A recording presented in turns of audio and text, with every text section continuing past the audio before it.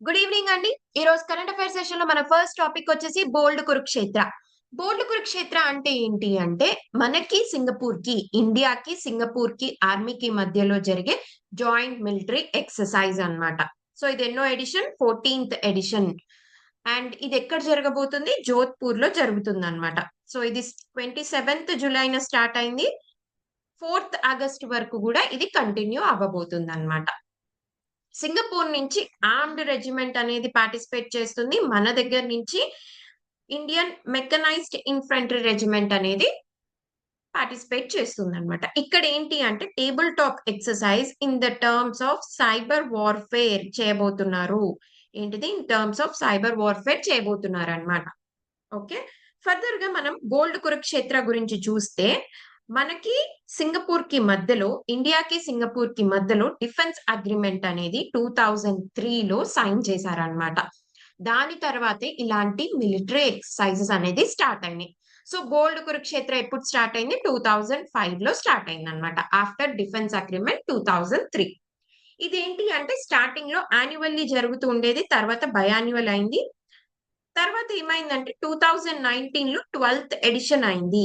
దాని తర్వాత కోవిడ్ వల్ల చాలా గ్యాప్ వచ్చి మనకి నెక్స్ట్ ఎడిషన్ అంటే 13థ్ ఎడిషన్ వచ్చేసరికి 2023 అయిందన్నమాట. సో అలా బ్రేక్ వచ్చింది డ్యూ టు కోవిడ్. ఓకే. 2023లో ఎన్నో ఎడిషన్? 13థ్ ఎడిషన్. మళ్ళీ ఇప్పుడు 2025లో ఇప్పుడు మనకి 14థ్ ఎడిషన్ అనేది జరుగుతుందన్నమాట. ఓకేనా? మనకిది ఎక్కడెక్కడ జరుగుతూ ఉంటది అంటే, బాబినా, ఉత్తరప్రదేశ్‌లో మనకి బాబినా అనేదొకటుంది. అట్లనే మనకి రాజస్థాన్‌లో జోధ్‌పూర్. ఈ 2 కంటైన్మెంట్ జోన్స్‌లో మనకి ఈ ఎక్సర్‌సైజ్ అనేది జరుగుతూ ఉంటదనమాట. ఎక్కడెక్కడ? బాబినా ఉత్తరప్రదేశ్‌లో అండ్ జోధ్‌పూర్ మనకి రాజస్థాన్‌లో ఉంది. ఈ 2 ప్లేసెస్‌లో జరుగుతూ ఉంటాయి. అండ్ నెక్స్ట్ ఇదేంటి అంటే మనకి ఏదన్నా మిలిటరీ ఎక్సర్‌సైజ్ కండక్ట్ చెయ్యాలి అంటే దానికి కొన్ని నార్మ్స్ ఉంటాయి. ఇది ఏంటి అంటే యూఎన్ పీస్ కీపింగ్ మ్యాండేట్‌ని ఫాలో అవుతూ చేస్తూ ఉంటారన్నమాట. ఇట్లాంటి జాయింట్ ఆపరేషన్స్. అలానే యూఎన్ చాప్టర్ 7 ప్రకారంగా ఏదన్నా military are non military cooperations జరగాలి అంటే యుఎన్ఎస్‌సి ఆథరైజేషన్ మనం తీసుకోవాలి అండర్ యూఎన్ చార్టర్ 7 అన్నమాట. ఓకేనా? For the international peace. దీంట్లోనే మనము ఇంకా మనకి సింగపూర్‌తో వేరే వేరే మిలిటరీ ఎక్సర్‌సైజెస్ ఏమేమున్నాయి అని చూస్తే, అగ్ని వారియర్ ఏముంది? అగ్ని వారియర్ ఉందన్నమాట. ఇండియన్ ఆర్మీకి, సింగపూర్ ఆర్మీకి మధ్యలో 2004లో ఇది స్టార్ట్ అయింది. మనం చూసాం గదా! 2003లో అగ్రీమెంట్ అనేది సైన్ చేశారు. తర్వాత ఇది 2004లో బోల్డ్ కురుక్షేత్ర వచ్చేసి 2005లో స్టార్ట్ అయినాయి. ఇది కూడా యాన్యువల్ ఎక్సర్‌సైజ్‌గా స్టార్ట్ అయిందన్నమాట. ఇది ఎప్పుడు ఇండియాలోనే జరుగుతుంది. ఏది? అగ్ని వారియర్ అనేది ఎప్పుడు ఇండియాలోనే జరుగుతుందన్నమాట. తర్వాత సింబెక్స్ రీసెంట్‌గా మనం సింబెక్స్ గురించి చూసాము. దీని గురించి ఇంకొంచెం డీటెయిల్‌గా కావాలంటే వీడియో నేను కింద డిస్క్రిప్షన్‌లో లింక్ చేస్తాను. ఒకసారి చూడండి. సింబెక్స్ ఏంటి అంటే ఇండియాకి, సింగపూర్‌కి జరిగే మారిటైమ్ బైలాటరల్ ఎక్సర్‌సైజ్ అన్నమాట. ఓకే. మన నేవీకి అండ్ సింగపూర్ నేవీకి. ఇది నేవల్ ఎక్సర్‌సైజ్. అట్లనే మనకి అగ్ని వారియర్ వచ్చేసి ఆర్మీ ఎక్సర్‌సైజ్. బోల్డ్ కురుక్షేత్ర గూడా ఆర్మీ ఎక్సర్‌సైజ్ అన్నమాట. Okay. I hope it's clear. ఫర్దర్‌గా దీన్ ఇలాంటి మిలిటరీ ఎక్సర్‌సైజెస్ బేస్ పైన మనకి యూపీఎస్‌సిలో ఒక ప్రీవియస్ ఇయర్ క్వెషన్ వచ్చింది. ఇదొచ్చేసి hand in hand exercise. Hand in hand exercise ఎవరెవరికి మధ్యలో జరుగుతుంది అని అడుగుతున్నారన్నమాట. సో, ఏ 2 కంట్రీస్‌కి మధ్యలో అంటే మన Indian army and China army. మన Indian army and China army అన్నమాట. ఓకే. ఇది మనకి యూపీఎస్‌సి పీవైక్యూ. అంటే ఇలాంటి డిఫెన్స్ ఎక్సర్‌సైజెస్ మనకి ఇంపార్టెంట్ అవుతాయి అని చెప్పడానికి ఒక పీవైక్యూ గూడా తీసుకొనొచ్చాను. దీంతో పాటు మనకి బోల్డ్ కురుక్షేత్ర గురించి కొన్ని స్టేట్మెంట్స్ ఉన్నాయి. దాంట్లో ఏది కరెక్ట్ అని చూద్దాం. మన ఇండియా తరపు నుంచి మెకనైజ్డ్ ఇన్ఫాంట్రీ రెజిమెంట్ పార్టిసిపేట్ చేస్తుంది. Yes correct. తర్వాత చార్టర్ 7 ప్రకారంగా మనము యుఎన్ఎస్‌సి ఆథరైజేషన్ తీసుకోవాలి. కరెక్ట్. తర్వాత ఏంటి అంటే ఈ ఎడిషన్ జోధ్‌పూర్‌లో జరుగుతుంది. అవును. మనం చూసాం ఇందాక ఇది ఎన్నోది 14థ్ ఎడిషన్ మనకి జోధ్‌పూర్‌లో జరుగుతుందన్నమాట.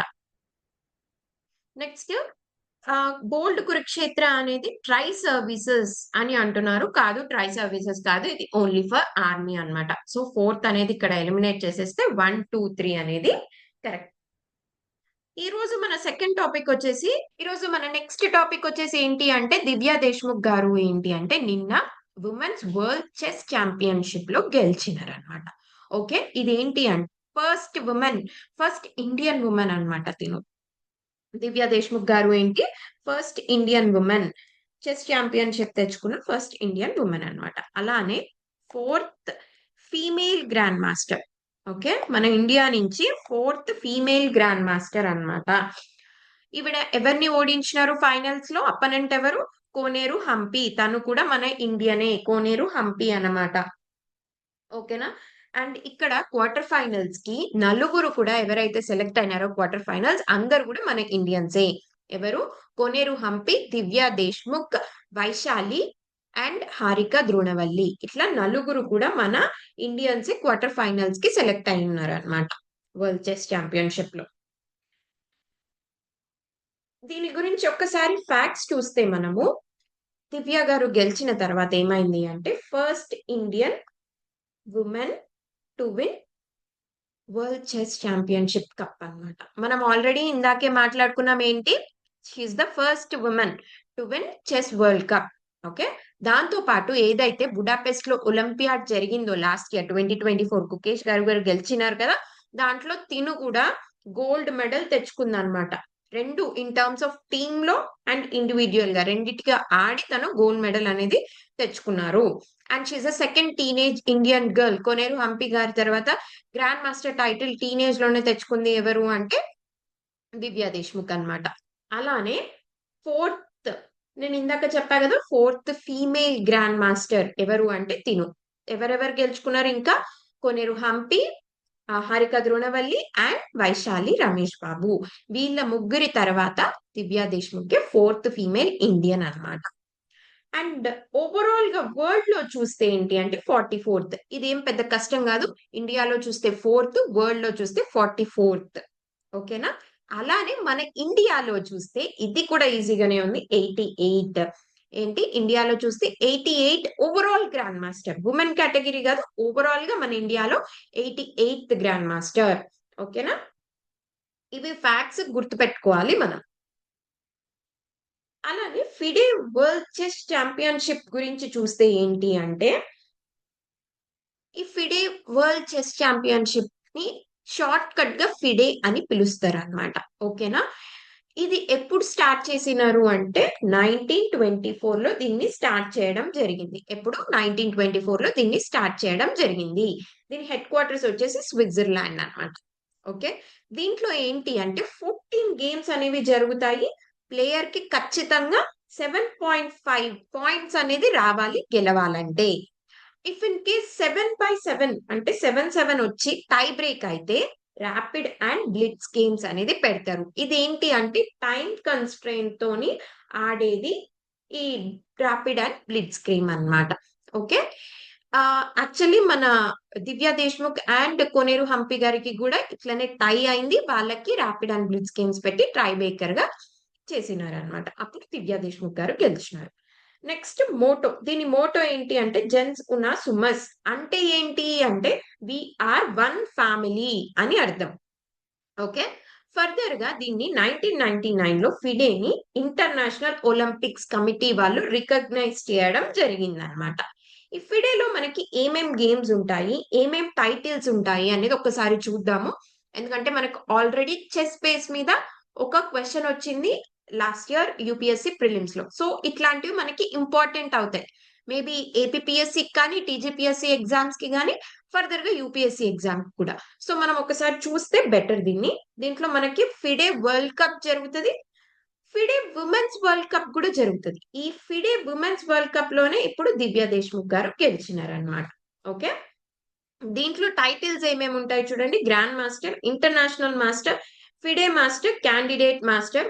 ఉమెన్స్ కి స్పెషల్ గా ఉమెన్ ఆడతారు కదా, దానికి సంబంధించి women grand master, women international master, women FIDE master. ఇదంతా స్పెషల్ గా ఉమెన్ కేటగిరీ కింద అన్నమాట. ఓవరాల్ గా అందరికి కలిపి కాదు, ఇది ఉమెన్ కేటగిరీ. ఓకే, ఇదేంటి అంటే క్యాండిడేట్స్ ఈ నలుగురు కూడా మనకి క్వార్టర్ ఫైనల్స్ కి వెళ్ళినారు కాబట్టి వీళ్ళు ఇంపార్టెంట్ అవుతారు మనము. అండ్ నేను ఫిడే ప్రొఫైల్ నుంచి ఈ టైటిల్స్ తీసుకోవడం జరిగింది. కాబట్టి ఇది మనకి అథెంటిక్ ఇన్ఫర్మేషన్ అన్నమాట. ఓకే. దివ్య దేశ్ముఖ్ గారి ఇంపార్టెంట్ అవుతారు చూడండి ఒకసారి. Grand master, international master, women grand master, women international master, women FIDE master ఈ టైటిల్స్ తనకి ఉన్నాయి. రీసెంట్ గా 2025 నిన్నటితోని గ్రాండ్ మాస్టర్ అయినారనమాట. ఒకసారి గ్రాండ్ మాస్టర్ కి ఉమెన్ గ్రాండ్ మాస్టర్ కి డిఫరెన్స్ చెప్తాను చూడండి. గ్రాండ్ మాస్టర్ ఏంటి అంటే 2500 ఫిడే రేటింగ్ ఉంటే గ్రాండ్ మాస్టర్, 2300 ఫిడే రేటింగ్ ఉంటే ఉమెన్ గ్రాండ్ మాస్టర్. రెండిటికి డిఫరెన్స్ ఉందన్నమాట. ఓకే. కాకపోతే ఇప్పుడు దివ్య దేశ్ముఖ్ గారికి ఫిడే రేటింగ్ 2500 లేదు. అయినా కూడా తనకి గ్రాండ్ మాస్టర్ ఇచ్చేశారు. ఎందుకు అంటే డైరెక్ట్ గా తను ఫిడే వరల్డ్ కప్ గెలుచుకున్నారు కాబట్టి గ్రాండ్ మాస్టర్ టైటిల్ అనేది వచ్చేస్తది. అండర్ ఎక్సెప్షనల్ నార్మ్స్ అన్నమాట. ఓకే. రేటింగ్ లేకపోయినా వరల్డ్ కప్ గెలిచినారు కాబట్టి డైరెక్ట్ గా గ్రాండ్ మాస్టర్ అనేది వచ్చేస్తది అండర్ ఎక్సెప్షనల్ నార్మ్స్. మామూలుగా అయితే గ్రాండ్ మాస్టర్ అవ్వాలంటే 2500 రేటింగ్, ఉమెన్ గ్రాండ్ మాస్టర్ అవ్వాలంటే 2300 రేటింగ్ ఉండాలి అంటే FIDE profile. Okay. Vaishali Ramesh Babu గారికి కూడా సేమ్ ఈ 5 టైటిల్స్ ఉన్నాయి. అండ్ కోనేరు హంపి మనకి అపోనెంట్ గా ఉన్నారు కాబట్టి ఫైనల్ లో తనకి గ్రాండ్ మాస్టర్ చూడండి 2002 లో వచ్చింది. ఉమెన్ గ్రాండ్ మాస్టర్ వచ్చేసి 2001 లో వచ్చింది అనమాట. ఓకే. అండ్ హారిక ద్రోణవల్లి గారికి కూడా ఏమేం టైటిల్స్ ఉన్నాయో ఒకసారి చూడండి. వీళ్ళిద్దరి మాత్రం విత్ ఇయర్స్ గుర్తు పెట్టుకుంటే బెటర్ అన్నమాట. Okay. I hope grand master కి ఉమెన్ గ్రాండ్ మాస్టర్ కి డిఫరెన్స్ అర్థమైంది అని అనుకుంటున్నాను. ఇప్పుడు దివ్య దేశ్ముఖ్ గారికి గ్రాండ్ మాస్టర్ ఇచ్చేసినారు అండర్ ఎక్సెప్షనల్ నార్మ్స్ అన్నమాట. లాస్ట్ ఇయర్ మనకి ప్రిలిమ్స్ లో చూసుకుంటే ఏంటి అంటే ఇందాక మనం చూసాం కదా 45th చెస్ ఒలింపియాడ్. ఆ చెస్ ఒలింపియాడ్ లోనే గుకేష్ గారు పార్టిసిపేట్ చేసినారు కదా. రష్యన్ ప్లేయర్ అంటున్నారు. కరెక్టే. కాకపోతే పేరు తప్పన్నమాట. సో ఇది ట్రాప్ మనకి ఇక్కడ. ఏంటిది? రష్యన్ ప్లేయర్ కాకపోతే అపోనెంట్ పేరు తప్పు అన్నమాట. సో ఇది ట్రాప్ ఇక్కడ మనకి. And next Abhimanyu Mishra American chess player కరెక్టే. ఆయనే youngest world's youngest ever grand master. ఇది కరెక్ట్ అన్నమాట. సో ఇక్కడ ఓన్లీ 2 అనేది రైట్ ఆప్షన్ మనకి. ఇలాంటి ట్రాప్స్ ఇస్తూ ఉంటారు. సో జాగ్రత్తగా చూస్తూ ఉండాలి ప్రతి టర్మ్ ని కూడా మనము. నెక్స్ట్ ఇలాంటిదే ఒక క్వెషన్ ఇచ్చున్నాను చూడండి. ఏంటి అంటే ఈ ఫిడే వరల్డ్ కప్ ప్రెజెంట్ గా ఫిడే వరల్డ్ కప్ జరిగింది కదా. దాని బేస్డ్ మీద ఇచ్చాను. ఒకసారి చూడండి. Divya the first Indian women to win FIDE world championship. అవును మనం ఇందాకే చూసాము. ఈవిడ ఫస్ట్ ఉమెన్ అన్నమాట. And next third female chess grand master after Humpy and Vaishali కాదు. హారిక ద్రోణవల్లి గారి కూడా ఉన్నారు. సో మొత్తానికి ఈవిడ fourth female chess grand master అన్నమాట. ఎంత? Fourth female. సో ఇది తప్పు. ఇందాక మనం చూసాం కదా రేటింగ్స్ లేకపోయినా కూడా ఇట్లాంటి ప్రెస్టీజియస్ టోర్నమెంట్స్ గెలవడం వల్ల కూడా వరల్డ్ కప్ లాంటి టోర్నమెంట్స్ గెలవడం వల్ల కూడా వాళ్ళకి టైటిల్ అనేది వస్తది. సో ఇది కరెక్ట్. దివ్య గారికి 50,000 US డాలర్స్ అండ్ హంపి గారికి $35,000 యాజ్ ఎ రన్నర్ అప్ ఇచ్చినారు. ఎస్ ఇది కరెక్ట్. ఇది మీకు ఫ్యాక్ట్ ఉంటుందని చెప్పి ఈ క్వెషన్ లో ఇంక్లూడ్ చేయడం జరిగింది అనమాట. సో 1, 3, 4 అనేవి రైట్ ఆప్షన్స్ ఇక్కడ.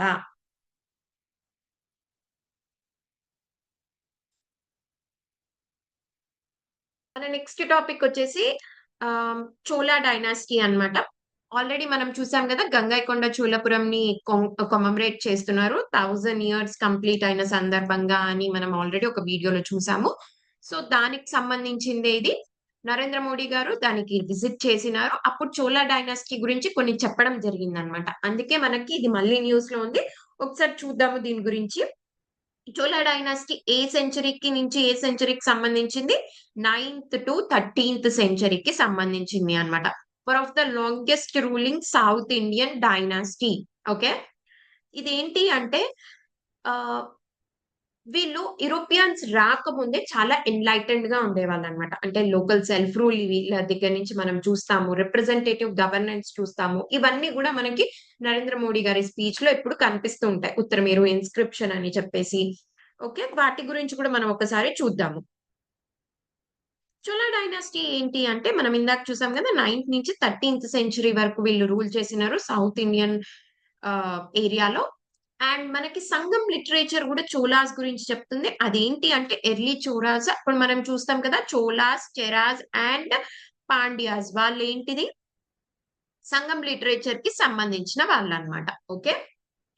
ఇప్పుడు మనం మాట్లాడుకునేది ఎవరు అంటే imperial Cholas, later Cholas or imperial Cholas అన్నమాట. వీళ్ళు ఎప్పుడు వచ్చినారు 9th సెంచరీ అంటే 850 ఏడీలో వచ్చినారన్నమాట వీళ్ళు. ఎవరు ఎవరు స్టార్ట్ చేసినారు దీన్ని అంటే విజయాలయ చోళ అన్నమాట.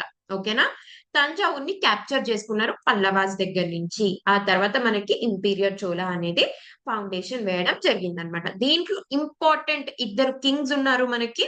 ఎవరెవరు వాళ్ళు అంటే Rajaraja one and Rajendra one. వీళ్ళిద్దరూ చాలా ఇంపార్టెంట్ అన్నమాట చోళ డైనాసిటీలో.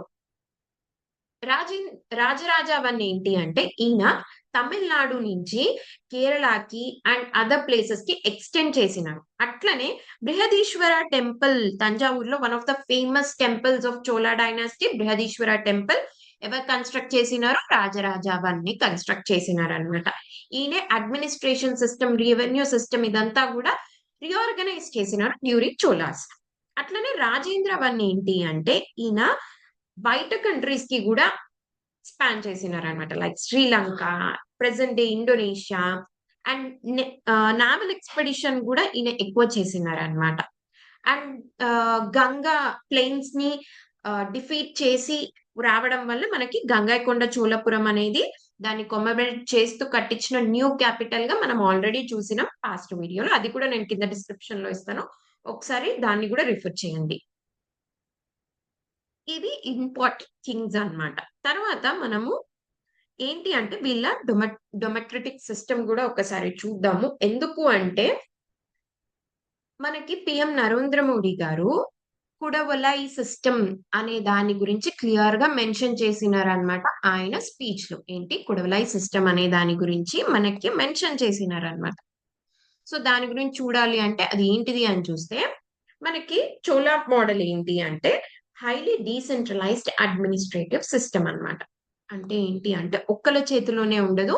డీసెంట్రలైజ్ కింద లెవెల్ వరకు కూడా అడ్మినిస్ట్రేటివ్ పవర్స్ అనేది ఇచ్చినారనమాట. దీంట్లో మనకి రెండు కనిపిస్తున్నాయి. సభ ఒకటి, ఉర్ ఒకటి. సభ ఏంటి అంటే బ్రహ్మదేయ విలేజెస్ అంటే ఏంటి అంటే బ్రాహ్మిన్స్ కి రాజులు గిఫ్ట్ గా ఇచ్చేస్తారనమాట కొన్ని విలేజెస్ ని. బ్రహ్మదేయ ట్యాక్స్ అని కూడా అవి ట్యాక్స్ ఎగ్జెంప్టెడ్ కూడా ఉంటాయన్నమాట. సో డొనేషన్స్ లో వన్ ఆఫ్ ద ఇది బ్రహ్మదేయ. దానికి బ్రాహ్మిన్స్ కి వెళ్తుంది కాబట్టి దాంట్లో సభ ఉందన్నమాట. దీంట్లో కమిటీస్ కూడా ఉంటాయి. ఈ కమిటీస్ ని ఎలా ఎంచుకునే వాళ్ళు అంటే కుడవలై సిస్టమ్ తోని ఎంచుకునే వాళ్ళని మనకు చెప్తున్నారు.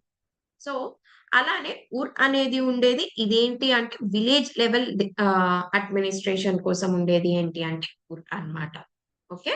ఇవన్నీ గూడా మనకెవరు చెప్తున్నారు అంటే ఉత్తరమేరు ఇన్‌స్క్రిప్షన్ చెప్తుంది. ఎవరు చెప్తున్నారు? ఉత్తరమేరు ఇన్‌స్క్రిప్షన్. ఇదెవరు ఇష్యూ చేసినారు? పరంతక చోళ. పరంతక చోళ టైంలో దీన్ని ఉత్తరమేరు ఇన్‌స్క్రిప్షన్‌ని ఇష్యూ చేయడం జరిగింది. దాంట్లోనే మనకి ఈ ఎలక్టోరల్ సిస్టమ్ గురించి అంటే కుడవలై సిస్టమ్ గురించి మనకి ఏది ఇన్‌స్క్రిప్షన్ చెప్తుంది? ఉత్తరమేరు ఇన్‌స్క్రిప్షన్ ఇష్యూడ్ బై పరంతక చోళ అన్నమాట. ఈ కుడవలై సిస్టమ్ గురించి ఒక్కసారి మనం ఇంకొంచెం డీప్ గా చూస్తే దీన్నే బ్యాలెట్ పాట్ ఎలక్షన్స్ అని కూడా అంటారు. ఏమంటారు? బ్యాలెట్ పాట్ ఎలక్షన్స్ అన్నమాట. ఏంటి అంటే ఒక పాట్ పెడతారు అక్కడ. ఇది చోలాస్ విలేజ్ లోని ఎలక్టోరల్ మెథడ్ మనం ఇందాక చూసాం కదా ఊర్లో గాని సభలో గాని ఈ కుడవలై సిస్టమ్ ని యూజ్ చేస్తారన్నమాట. దీంట్లో ఏం చేస్తారంటే ఆ కుండ పెట్టిన తర్వాత లీవ్స్ ఆకులు తీసుకొని ఆకు పైన పామ్ లీఫ్ ఆకు పైన ఎలిజిబుల్ క్యాండిడేట్ పేర్లు రాసి దాంట్లో ప్లేస్ చేస్తారనమాట. దాంట్లో ఆ కుండలో అన్ని ఆకుల్ని వేసేస్తారు. ఎవరో ఒక చిన్న బాబుని పిలిచి దాంట్లో నుంచి లాటరీ సిస్టమ్ లాగా తీస్తారనమాట. ఒక ఆకుని తీస్తారు. తీసిన వాళ్ళు ఎవరైతే మెంబర్ ఉంటారో ఆకు పైన వాళ్ళు selected member for that village assembly అన్నమాట. ఇది కుడవలై సిస్టమ్. ఓకే. దీంట్లో ఏంటి అంటే మనకి ట్రాన్స్పరెన్సీ, ఫెయిర్‌నెస్ అండ్ కన్సెంట్ ఉండాలి. ఎందుకు అంటే సివిక్ రిచువల్ అనేది రూటెడ్ ఉండాలి అని దాని కోసం తీసుకొచ్చిందే కుడవలై సిస్టమ్ వీళ్ళు. ఓకేనా? ఫర్దర్ గా దీంట్లో ఎలిజిబిలిటీ క్రైటీరియా ఎలా ఉంటుంది, అకౌంటబిలిటీ ఎలా ఉండేది అని చూస్తే, ఎలిజిబిలిటీ ఏంటి అంటే ఖచ్చితంగా వాళ్ళు టాక్స్ పేయింగ్ ల్యాండ్ ఉండాలి. వాళ్ళేంటి అంటే వాళ్ళ ల్యాండ్‌కి వాళ్ళు టాక్స్ పే చేస్తూ ఉండాలి. వాళ్ళ ఏజ్ వచ్చేసి 35 నుంచి 70 ఇయర్స్ ఓల్డ్ అయి ఉండాలి. వాళ్ళకి వేదిక్ టెక్స్ట్ అండ్ అడ్మినిస్ట్రేషన్ పైన నాలెడ్జ్ ఉండాలి. అండ్ వాళ్ళ పైన ఎటువంటి క్రిమినల్ రికార్డ్స్ అనేది ఉండకూడదనమాట. వాళ్ళు ఆల్కహాల్ తాగుతున్నట్టు ఆర్ డెట్ అంటే అప్పు ఉన్నట్టు ఇట్లాంటి రికార్డ్స్ కూడా ఏమి ఉండకూడదు. అప్పుడే అది ఎలిజిబిలిటీ వాళ్ళు ఎలిజిబుల్ అయినట్టు ఓటింగ్‌కి. ఓకేనా? ఐ మీన్ కంటెస్ట్ చేయడానికి వాళ్ళు ఎలిజిబుల్ అయినట్టనమాట. అట్లనే అకౌంటబిలిటీ మెకానిజం అంటే ఏంటి అంటే మనకి ఇప్పుడు మనకి సోషల్ ఆడిట్ అనేది ఉంటుంది గదా! దేనికది? అకౌంటబిలిటీ కోసం. అలానే అప్పుడు గూడా యాన్యువల్ ఆడిట్స్ అనేవి జరుగుతూ ఉండేవన్నమాట. సో దట్ ఫండ్స్ అనేవి మిస్‌అప్రోప్రియేట్ అవ్వకుండా కరెక్ట్‌గా దేనికోసం అయితే ఫండ్స్ అలొకేట్ అవుతున్నాయో దానికి వాడుతున్నారా లేదా అనేది యాన్యువల్ ఆడిట్స్ అనేవి జరుగుతూ ఉండేవి. ఓకే. అండ్ నెక్స్ట్ అలానే మనకి ఇఫ్ ఇన్ కేస్ ఏదన్నా ప్రాబ్లమ్ ఉంది అంటే దాంట్లో ట్రెజరర్ ఆఫీసర్‌ని వెంటనే డిస్మిస్ చేసి ఫైన్ వేయాలి అని కూడా మనకి క్లియర్‌గా ఇన్‌స్క్రిప్షన్‌లో ఉందన్నమాట. ఓకే. ఇది మనకి accountability as well as eligibility. దీంట్లో మనకి ఒక చిన్న ఎంసీక్యూ ఇచ్చిన్నాం చూడండి. ఏంటి అంటే కుడవలై సిస్టమ్ అనేది ఒక ఎలక్షన్ ప్రాసెస్. అవును. విలేజ్ అడ్మినిస్ట్రేషన్‌కి ఎలక్షన్ ప్రాసెస్. దీంట్లో ఓన్లీ మెన్నే ఎలిజిబుల్ అండ్ 35-70 వాళ్ళే who has the knowledge of administration and scriptures. Correct. ఇది కూడా కరెక్టే.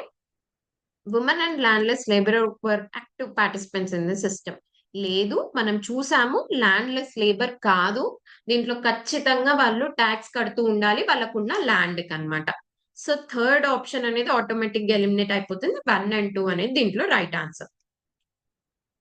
ఫర్దర్‌గా మనకి ఫైనాన్షియల్ కండిషన్స్ ఇండెక్స్. ప్లీజ్ ఈ టర్మ్‌ని జాగ్రత్తగా వినండి. ఫైనాన్షియల్ కండిషన్స్ ఇండెక్స్ అంటున్నారు. ఇది ఇంతవరకు రాలేదు. ఐ ఆర్‌బీఐ దీన్ని ప్రపోజ్ చేస్తుందన్నమాట. ఏంటి అంటే ఆర్‌బీఐ ప్రపోజ్ చేస్తుంది మనకి. ఏమని? మనకి డైలీ, డైలీ ఎఫ్‌సిఐని రిలీజ్ చేద్దాము. So that financial market health అనేది మనకి తెలుస్తూ ఉంటది అని చెప్పి తీసుకొనొచ్చినారన్నమాట. ప్రపోజ్ చేస్తుంది. ఆర్‌బీఐ మనం దీన్ని తీసుకొనొద్దాం డైలీ అని చెప్పి. ఇది ఏమేం ట్రాక్ చేస్తది అంటే మనీ మార్కెట్ ట్రాక్ చేస్తది. గవర్నమెంట్ సెక్యూరిటీస్ ట్రాక్ చేస్తది. Corporate bonds, equities, forex markets ఇవన్నీ కూడా ట్రాక్ చేస్తదనమాట. బేసికల్‌గా ఫైనాన్షియల్ మార్కెట్‌ని ట్రాక్ చేయడానికి ఫైనాన్షియల్ కండిషన్ ఇండెక్స్ ఎవరు ప్రపోజ్ చేసినారు? ఆర్‌బీఐ. ఓకేనా? అండ్ నెక్స్ట్ ఏంటి అంటే పాజిటివ్ వాల్యూ వచ్చింది అంటే టైటర్ కండిషన్స్ ఉన్నాయి అని. నెగెటివ్ వాల్యూ వచ్చింది అంటే ఈజర్ ఫైనాన్షియల్ కండిషన్స్ ఉన్నాయి అని అర్థం అన్నమాట. ఓకే. ఇది ఫైనాన్షియల్ కండిషన్స్ ఇండెక్స్ ప్రపోజ్ చేసింది ఎవరు? ఆర్‌బీఐ. ఫర్దర్‌గా చూస్తే మనకి సిమిలర్ న్యూస్ ఆర్‌బీఐ నుంచే ఏమొచ్చింది అంటే ఆర్‌బీఐ నుంచే మనకి ఫైనాన్షియల్ ఇంక్లూజన్ ఇండెక్స్ అనేది వచ్చిందన్నమాట. ఏమొచ్చింది? ఫైనాన్షియల్ ఇంక్లూజన్ ఇండెక్స్ వచ్చింది. ఇది ఎప్పుడొచ్చింది అంటే రీసెంట్‌గానే వచ్చింది ఇది. మనకి దీంట్లో వాల్యూ ఏమైంది అంటే లాస్ట్ ఇయర్‌తో కంపేర్ చేస్తే 64.2 నుంచి 67కి మనకి ఇంక్రీజ్ అయిందన్నమాట. అంటే మనం మోర్ ఆఫ్ ఇంక్లూజివ్ సైడ్ వెళ్తున్నాము. ఓకే. ఇదెవరు డెవలప్ చేసినారు అంటే ఆర్‌బీఐ డెవలప్ చేసిందన్నమాట. అలానే మనం దీన్ని ఎప్పుడు ఫస్ట్ పబ్లిష్ చేసినాము అంటే August 2021 based upon the financial year ending March 2021 అన్నమాట. ఓకే. దీంట్లో ఏమేం కవర్ అవుతాయి అంటే banking, investment, insurance, postal service and pension. 5 key sectors దీంట్లో మనకి కవర్ అవుతాయి. ఏమేమి? Banking, investment, insurance, postal services and pension అన్నమాట. తర్వాత అలానే చూసుకుంటే మనకి దీని స్కోరింగ్ 0 వచ్చిందంటే కంప్లీట్‌గా ఎక్స్‌క్లూడ్ అయిపోతున్నట్టు. 100 వచ్చిందంటే కంప్లీట్‌గా ఇంక్లూడ్ అవుతున్నట్టు. సో, ఇంక్లూజన్ వైపుకెళ్తున్నట్టన్నమాట. ఇది ఎవ్రీ ఇయర్ జులైలో ఆల్‌మోస్ట్ ఇది రిలీజ్ చేయడం జరుగుతుంది. బేస్ ఇయర్ అంటూ ఏం లేదన్నమాట. మనం మాట్లాడుకున్న 5 సెక్టర్స్‌లో 97 ఇండికేటర్స్‌ని ఇది ఎవాల్వ్ చేస్తది. సో, ఇది ఫస్ట్ ఎప్పుడొచ్చింది? ఆగస్ట్ 2021లో వచ్చింది. అండ్ దేన్ని బేస్ చేసుకొని ఇది రిలీజ్ చేయడం జరిగింది అంటే మనకి మార్చ్ 2021 రిపోర్ట్ బేస్ చేసుకొని దీన్ని రిలీజ్ చేయడం జరిగిందనమాట. అండ్ నెక్స్ట్ అలానే దీని కవరేజ్‌లో ఏమేమి మనకి కీ సెక్టర్స్ ఏమేమున్నాయి? Banking, investment, insurance, postal services and pensions అన్నమాట. ఓకే. దీంట్లో స్కోర్ కూడా మనము చూసాము ఏంటి అంటే 0 వస్తే టోటల్ ఎక్స్‌క్లూజన్, 100 వస్తే టోటల్ ఇంక్లూజన్. దీనికి బేస్ ఇయర్ అనేది లేదు. ప్లీజ్ గుర్తుపెట్టుకోండి. దీనికి బేస్ ఇయర్ అనేది అసలు లేదన్నమాట. సో, దీంట్లోనే మనకి ఇంకా ఏంటి అంటే కొన్ని కేటగరీస్ చూస్తాము. అంటే ఏంటి అంటే ఇది దేని బేస్ మీద ఇస్తారు అనేది కొన్ని కేటగరీస్ ఉన్నాయన్నమాట. అంటే ఒక్కొక్క దానికి ఒక్కొక్క పర్సెంటేజ్ అనేది ఇస్తూ ఉంటాం మనం. ఏంటి అంటే యాక్సెసిబిలిటీ, యూసేజ్ అనే వాటి పైన ఇస్తామన్నమాట. యాక్సెసిబిలిటీ అంటే ఏంటి అంటే మనకి ఏటీఎమ్స్ అండ్ బ్యాంకింగ్ ఫెసిలిటీస్ ఇవన్నీ ఎంత యాక్సెసిబుల్ ఉన్నాయి అనే దాని పైన యాక్సెసిబిలిటీకి ఇస్తాము. అలానే మనకి యూసేజ్ అంటే వాళ్ళు ఎంత యూజ్ చేస్తున్నారు, ఎంత ఫ్రీక్వెంట్‌గా యూజ్ చేస్తున్నారు అనే దాన్ని బట్టి యూసేజ్ అనేది ఉంటుందన్నమాట. తర్వాత క్వాలిటీ. క్వాలిటీ ఏంటి అంటే ఫైనాన్షియల్ సర్వీసెస్‌ని ఎంత ఎఫెక్టివ్‌గా వాడుతున్నారు యూజర్ అనేవాళ్ళు అనేది చెక్ చేస్తారనమాట. సో, ఇండెక్స్ కోసం ఉండే కాంపోనెంట్స్ ఏంటేంటివి? Accessibility first thing. మనకి ఏటీఎమ్స్ గాని, బ్యాంక్స్ గాని ఎంత ఇదిగా యాక్సెసిబుల్‌గా ఉన్నాయి అనేది ఫస్ట్. తర్వాత యూసేజ్ అన్నమాట. ఈ సర్వీసెస్‌ని ఎంత ఫ్రీక్వెంట్‌గా యూజ్ చేస్తున్నారు? క్వాలిటీ ఎంత ఎఫెక్టివ్‌గా యూజ్ చేస్తున్నారు? ఓకే. దీనికి మెయిన్ కారణం ఏంటి అంటే మనకి financial inclusion programmes like Pradhan Mantri Jan Dhan Yojana అన్నమాట. ఇదేంటి మనం ఆల్రెడీ చూసాం 55 క్రోర్ హోల్డర్స్ ఉన్నారు మనకి ప్రధాన మంత్రి జన్ ధన్ యోజనలో. అంతే గాకుండా మనకి డిజిటల్ ఇండియా స్కీమ్ వల్ల కూడా మనకి ఇది ఏమవుతుంది అంటే ఫైనాన్షియల్ ఇంక్లూజన్ వైపు వెళ్తుంది. అండ్ ఆధార్ ఇన్సెంటివ్, యూపీఐస్ ఇవన్నీ గూడా తీసుకురావడం వల్ల ఏమవుతుంది అంటే, ఫైనాన్షియల్ ఇంక్లూజన్ అనేది పెరుగుతూ ఉందన్నమాట. ఓకే.